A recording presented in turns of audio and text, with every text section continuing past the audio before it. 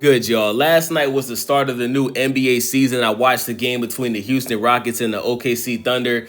This game felt like a Western Conference Game 7, y'all. This game was incredible. The Houston Rockets, they led the game all the way up until the fourth quarter, but it's not like the Houston Rockets was winning by 15 or 20 points. I think there was one point of the game where they were up by 10 or 12 points, and OKC was just, they weren't going, bro. They kept coming back. And this game, even though it sounds like Houston dominated, they really didn't. This game was extremely competitive. But Kevin Durant absolutely folded last night for the Houston Rockets, bro. And this is why people like myself has said that ever since Kevin Durant has left the Golden State Warriors, he has proven that he can't be a leader or a number one option on a team where he's the best player. When you look at Kevin Durant when he was on the Golden State Warriors, the reason why he had so much success is because he was, number one, he was not the leader of that team. Number two, he was not the number one option on that team. Draymond Green is the leader of the Golden State Warriors to this day. Shout out to Deontay Wilder. And Steph Curry has always been the number one option for the Golden State Warriors. And because of that, you know, Kevin Durant was more comfortable being the second option because he didn't feel all of that pressure. But when you look at what's transpired, him playing on the Brooklyn Nets, him playing on the Phoenix Suns, and now on the Houston Rockets, bro, he just can't be that guy. He can't lead his team to key victories. He can't lead his team deep into the playoffs. He folds under pressure. You understand what I'm saying? Now, I got to give props when it's due. Kevin Durant played extremely well in the first half. Kevin Durant in the first half looked like, you know, Kevin Durant, how he always looks, right? One of the best scorers in NBA history, right? But after that first half, Lou Dort and Wallace on the OKC Thunder, they started playing very physical, rough defense on Kevin Durant, and it bothered him, okay? They were fouling him really hard. There was one play where he drove to the paint. He got fouled really hard and fell on the ground, and he hit the little cushion underneath the basketball hoop. And after that, Kevin Durant just was a no-show. For the third and fourth quarter, Kevin Durant was nowhere to be found, bruh. He literally was on the court just taking up space. Every time they passed him the ball, he either was causing turnovers or he was just passing the ball to somebody else. Kevin Durant, like, bruh, you on the Houston Rockets. They just gave you a 2-year, $90 million contract extension. You are now the highest paid basketball player in NBA history. You passed LeBron James. You can't be doing that, bruh. You got to be aggressive on offense, especially you got your starting point guard, Fred VanVleet. He just tore his ACL, bruh. You have to be more aggressive than that, bruh. Kevin Durant got outplayed by Sengun. Shout out to Sengun, who was the center for the Houston Rockets. This dude was looking like Nikola Jokic Jr. last night. This man almost had 40 points. He outplayed Kevin Durant. Sengun was bringing up the ball like he was up. This guy, keep in mind, bro. Sengun is like 7 feet. Dude looks like he's almost 300 pounds. This guy was bringing the ball up the court like a point guard. He was making good passes. He was attacking the rim. He was getting to the free throw line. And he was shooting threes. There was one play where he pulled the ball up the court, dribble, did a step back 3-point play. Sengun looked like the best player on the court last night, bro. Shout out to Sengun, bro. I did not know this guy was this good. I've seen him play before, but I guess now that Kevin Durant is on the Houston Rockets, he's going to get a lot more attention, bro. This guy looked like a top 3, top 5 best center in the NBA last night, bro. And if it wasn't for him, the Houston Rockets, they would have got blown out. So check this out, y'all. In the fourth quarter, Kevin Durant had an opportunity to win the game, okay? He goes to the paint, drives, right, gets fouled. All he has to do is make 2 free throws.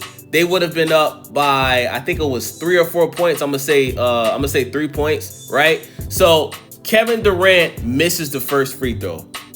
Kevin Durant is one of the best free throw shooters in the NBA. But when it mattered the most, when he felt that pressure, Kevin Durant missed the first free throw. He makes the second free throw. SGA brings the ball up the court on the very next possession, and SGA makes the shot, of course, because, you know, SGA is pretty much like, SGA is just that nigga, bro. I know a lot of people don't like SGA's playing style. I love how SGA plays, bro. The dude is just a good player. Does he free throw bait? I mean, who doesn't free throw bait in 2025? Don't just pick and choose when you want to put that free throw bait on somebody, bro. LeBron James did it. Dwayne Wade did it. You know what I'm saying? Like, it's nothing new. This ain't nothing new under the sun, okay? So SGA makes a nice jump shot. I believe it was a mid-range jump shot. He ties up the game. Now the game goes into overtime, right? Bruh, Kevin Durant was nowhere to be found in overtime, bruh. Nowhere to be found, bruh. Sengun continued to pretty much put the team on his back. You know what I'm saying? And the game ends up going into double overtime, right? So double overtime, OKC just starts to take over the game. And pretty much the last play of the game was SGA. Kevin Durant was guarding SGA. SGA was trying to get open for a shot. Kevin Durant ends up fouling SGA, and then Kevin Durant fouls out of the game in the second overtime. And after that, the game was over, bruh.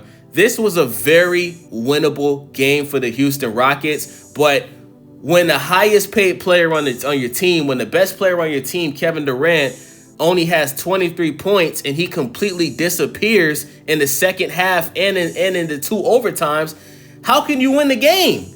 It like I said, bruh, if it wasn't for Sengun, they would have lost this game, bruh. The Houston Rockets are a young team.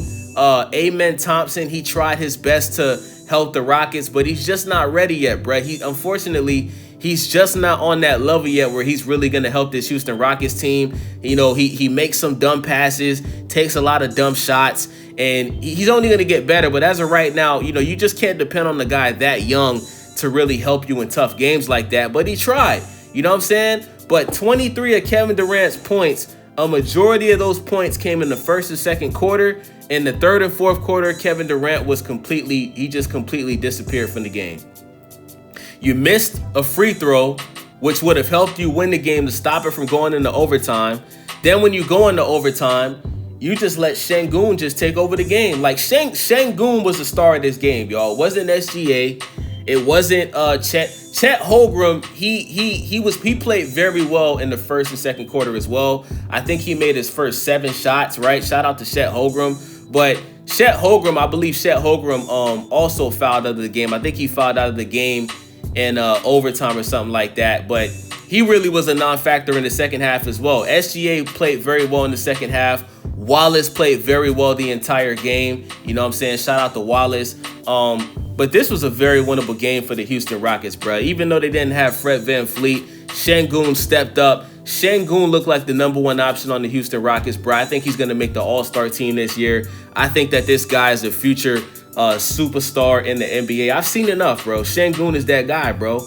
He is that guy, bro. He is going to be a top 3 big man in the NBA this season. I just see it. You know what I'm saying? Like, it's Nikola Jokic. I guess number 2 would probably be Joel Embiid when he's healthy. And then I would say number 3 is Sengun. You know what I'm saying? Or you could put Anthony Davis at number 2 and number 3. You know what I'm saying? But Anthony Davis don't play center no more. But he is still considered a big man. You know what I'm saying? But yeah, man, I was extremely disappointed in Kevin Durant last night. And listen, I've seen a lot of people on social media saying that Kevin Durant is washed. Kevin Durant is not washed, okay? Kevin Durant is weak mentally. As far as Kevin Durant as a scorer, Kevin Durant is one of the greatest scorers in NBA history, okay? But the problem with Kevin Durant is, bruh, is Kevin Durant is not tough mentally, okay? When he starts feeling pressure on defense, when the game is close, when it's time for him to put the team on his back and hit some clutch free throws or hit a game winner, he folds, okay? The last time we really seen Kevin Durant really step up to the plate was in the playoffs. I believe it was against the Milwaukee Bucks, and he actually made the shot, but it wasn't counted as a three-pointer because his foot was on the line, okay? Also, we all remember on Golden State when Golden State was in the finals against the Cleveland Cavaliers, and Kevin Durant hit that three-pointer over LeBron James. We all remember that shot, okay? But when you look at Kevin Durant, right, for the most part, on the Brooklyn Nets, on the Phoenix Suns, now on the Houston Rockets, he has failed to be a good leader, and he has failed to be a good #1 option on the team to help them win games and compete in the playoffs. Let's just call it what it is, bruh. Let's just call it what it is, man. It was a good game. It was a close game.